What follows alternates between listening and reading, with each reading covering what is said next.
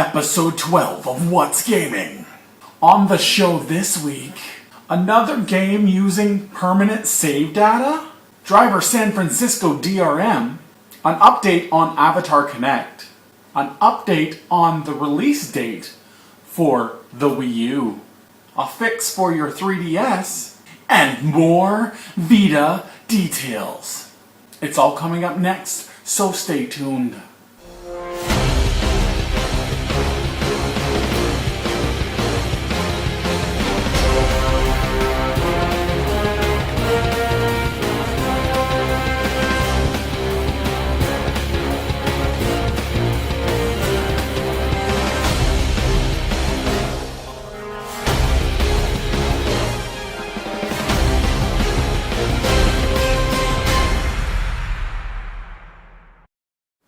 Welcome to episode 12 of What's Gaming.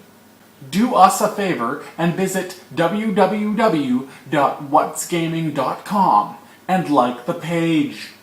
And now, on to the news. On a previous episode, I talked about how Resident Evil Mercenaries 3D had a permanent save file that you couldn't get rid of. You couldn't reset so you could sell the game and restart the game completely. Stupid, really stupid. And yet, another company is doing it again. Pac-Man and Galaga Dimensions has a permanent save file as well.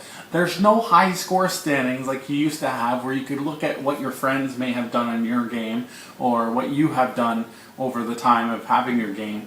It's only the last top score that you have made. That's all it shows. Why? I don't get why these companies are making permanent save data.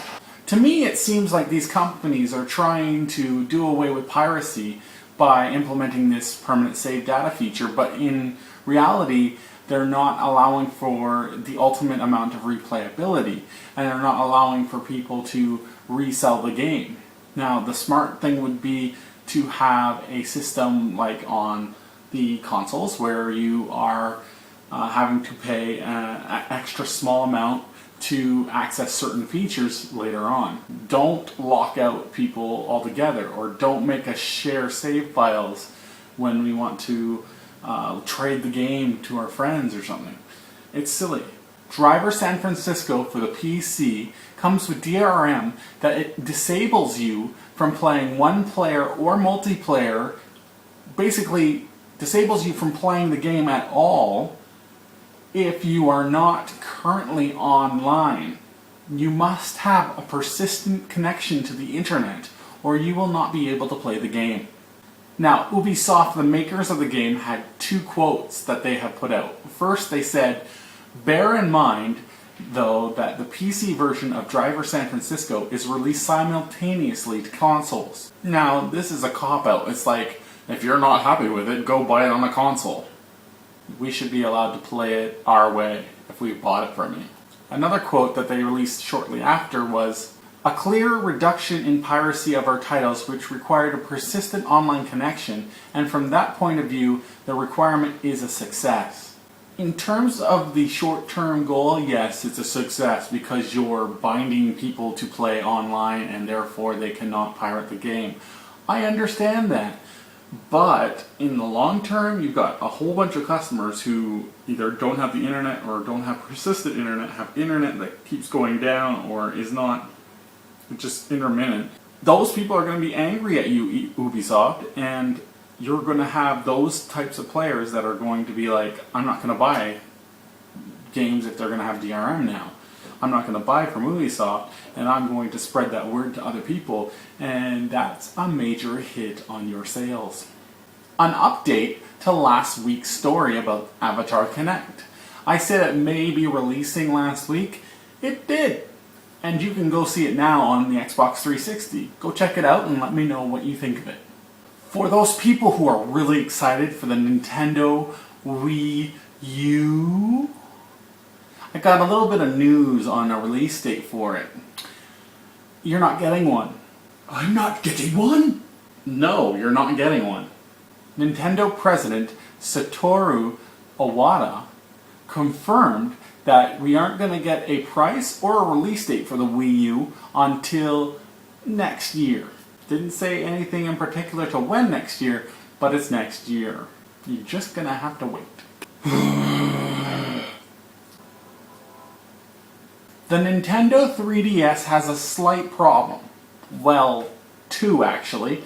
One was the hinge being loose until you lock it in place, which, whatever. And two, the top screen and the lower screen rub against each other and can cause scratches to those screens. Now, a fix for this issue is really simple. I've got two for you. One, if you have an Xbox 360, there's these little rubber pads at the bottom that you can peel off and then put the top left and top right of your top screen. Not on the screen, but on the actual panel that flips down. And then when you flip it down, it'll close and it won't rub against each other. Now you can do the same thing by going to like Giant Tiger or any like little store that has little sticker cushions, sometimes used for door jams, sometimes used for putting underneath things so that they don't scratch surfaces. You can get those and do the exact same thing, and they're really cheap. So go ahead and do that if you have a Nintendo 3DS so you can avoid getting scratches on your screens. Now here's a little bit more information on the PlayStation Vita and its uses in conjunction with the PlayStation 3. Remote Play. Now we've seen Remote Play with the PSP and the PS3, but now they've got it working on the PS Vita as well. Remote Play allows the Vita to receive encoded video output in real time from the PS3.